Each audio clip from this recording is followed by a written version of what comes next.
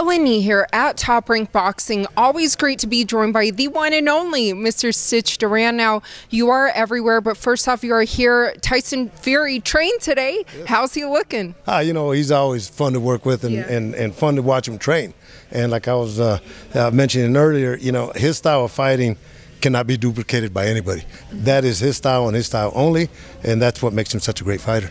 Well, what's it like working with him, though? Top of the line, you know, and it's great to work with so many A-level type of fighters, but, you know, it's not so much, Helen, about the world title fights anymore. It's about the individuals, how they are, how they react, what kind of person they are. Man, this guy is the best of the best, man. He's just very outgoing and always giving back and has stories. Yeah. Oh, absolutely. And he did just do such a great interview with the Schmo. But speaking of Tyson Fury and his upcoming fight against Anthony Joshua, when do you anticipate that fight might go down? God, I hope, hope we find something out, soon. That way I can put that down in my calendar. And, I know that they've been negotiating with Saudi Arabia and they'll talk about maybe, here in Las Vegas. Yeah. So we'll see. I'm looking forward to whoever he fights just to be in the corner because such a positive guy, man. It's a blessing. I go home and tell my wife, Tyson Fury just a good man. And that's the important thing. Oh, absolutely. Just being good and great energy, like you said. But speaking of being in corners, you were just over there at the Triller card, headlined by Jake Paul versus Ben Askren. First of all, what did you make of that fight? Wow, it wasn't much of a fight. I think it was an hour or a minute and 28 seconds or something like that. But Jake Paul could fight. Number one, I worked with KSI when he fought Logan Paul, right? And I worked with Anson Gill when he fought Jake Paul. And but the thing with Jake Paul is he's a wrestler. He had wrestling background. And when I had my school of kickboxing, Helen, guys that came in that were wrestlers make good kickboxers. So he's an athlete. Ben Askren just couldn't fight, and he got caught with a serious shot and put him out. But yeah, I was at the Triller show. I spent 13 hours there. I got to give you a behind-the-scenes story. Yeah. So I guess there was a couple guys, Bosco and Gonzo. Couple of rappers. I guess one guy's a Blood, the other guy's what's the other one's the Blood and the Crip. Yeah. So they had an exhibition before the commission was even there because Snoop Dogg's thing is gloves up, guns down, and so I worked that show or that fight, and it was different. But Snoop Dogg comes into the ring and Stitch, you're a legend, and I was a little taken aback. He gives me a hug, and as we're walking down the stairs, he says, "Oh, gee, can I take a picture with you?" I didn't know he was talking to me, but he was talking to me, But Snoop Dogg, for him to know me in my world, was kind of special. Well, you definitely deserve all the praise that you get and all the love as well. But what do you make of kind of the state of boxing for them to put on that Triller card and, for example, having Jake Paul and now call out these MMA fighters too? Yeah, well, that's the norm right now. It seems like social media is such a hot topic right now that everything is going that way. I know when I first did the KSI Logan Paul fight, it was entirely different. They flew us from here to Los Angeles in a private jet, 7 of us. We stay in a hotel like by Rodeo Drive, and I get into my room, and you got my initials are embroidered in my pillowcase, So it was a different thing entirely. But I knew it was different when I walked into the arena because everybody knew Vidal Riley, the coach, and Leon, and the new generation didn't know who I was. But yeah, it definitely brings it out, and you can't blame these guys for making money. I know there's a lot of boxers that are saying, well, you know what, we work hard, even UFC fighters, we work hard and don't get paid what these guys get paid. But everything at this stage is marketing 101.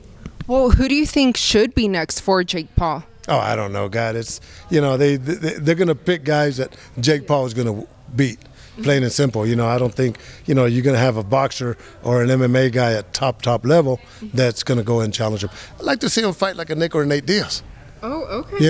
That would be if I had a choice, if I was a promoter or matchmaker, pick one of the Diaz brothers, and because they have some boxing skills because they used to spar with Andre Ward, and but their names.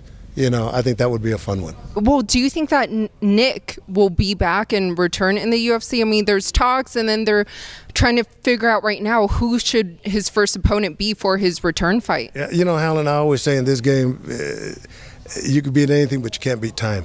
Yeah. And Nick, to have been gone as long as he has, they have to match him with somebody of that same caliber of out of the ring for a long time. Skill-wise, he's still a warrior. Diego Sanchez, being let go, for medical reasons, I guess, as they were trying to say that he didn't supply the paperwork. But same thing is you could beat anything, but you can't beat time. So I don't know. I don't know if I want to see that fight.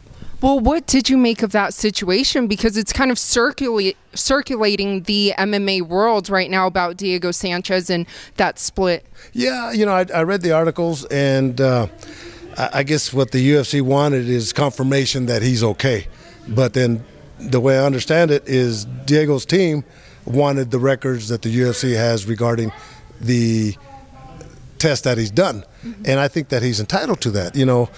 These guys, they go at it for a long time. And, I never, not to say Diego has it, but in boxing, I noticed a dementia pugilistica, the punch drunk syndrome. But now through years and years, I see guys that are affected by that same thing. But even their bodies are beat up, their knees, their backs, so they take a beating. So I think, for them to have access to medical records through their career with the UFC should be given to them, for future caring of themselves. Well, through all your experience in the sport, what would you like to see next for Diego, or if you could give him a piece of advice? I would say is, hang him up, and maybe fight a Jake Paul, that type of thing. But I think at that level, I don't think he needs to go any further than where he's at right now. I mean, I love Diego, and I work with him, many fights, but just like say time. You can beat anything, but you can't beat time. And if you notice, a lot of the UFC fighters, I don't even know them anymore. The new generation of fighters are coming in as the old generation is going out, and Diego happens to be one of those guys from that generation era. Yeah, and from the first season of The Ultimate Fighter as well. But speaking of being here in Las Vegas, a big trilogy right around the corner coming up in July with the return of fans, Conor McGregor versus Dustin Poirier, their trilogy. How do you think that one plays out? Oh, it's going to sell out, no doubt about it. And, Dustin Poirier, I like him.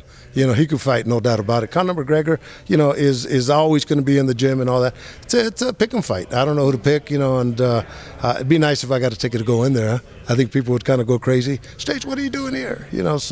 But I wish them both best. Yeah, well, people love you and they miss you. But earlier you mentioned Jake Paul, his brother Logan Paul, I guess now linked to a fight against Floyd Mayweather. Will you be involved in that in any way? Actually, I'm working with Badu Jack. He's fighting Jean Pascal and Vidal Riley. He's on that card. But I was at the last Triller show. I saw Logan Paul and we talked. I said, well, if you need my services are going to be here. So we'll see. Yeah. And lastly, for all your fans, what would you like to let them know? Well, you know what? We were here today. They're filming a documentary on my life, based on the book that I wrote, From the Fields to the Garden, growing up as a farm worker and then make it to Madison Square Garden. So we got the footage of New York when Triple G fought and all that, and then this pandemic kicked in. So we've been blank until now, but Joe Roxburgh, the producer and the team, came and they interviewed Tyson Fury for the documentary From the Fields to the Garden. So I've been blessed. I'm going to be going to New Mexico in February. In July. They brought me in as a consultant for an MMA movie. I'll be there like 3 months. And then hopefully waiting for Creed 2 or 3. I know they're looking at November 23rd as a coming out date. Michael B. Jordan had told me during Creed 2 that he was directing Creed 3. And he said, Stitch, you're with me as long as you want. So we'll see what happens. Yeah, staying busy. And for the fans who want to catch your documentary, when will that be out? Gerald, I was talking to him today. He was saying it'd be done by the end of December for sure. And, they're looking at all possible sites, to show. But it's like 90 minutes. And so I'm looking forward to it. I got a great history, growing up as a farm worker and following my dreams. And here I am talking to you and Schmo doing an interview. So I've been blessed. Well, all your fans can't wait to see that. And as always, so great to catch up with you. It's always good. Yeah, we're finally coming out. It's like mushrooms on a rainy day. We all just kind of came out, and we're like the Munchkins, right? Remember they all came out of the flower beds and all that, and Ding Dong, the Witch is Dead. So that's us. Thanks for having me.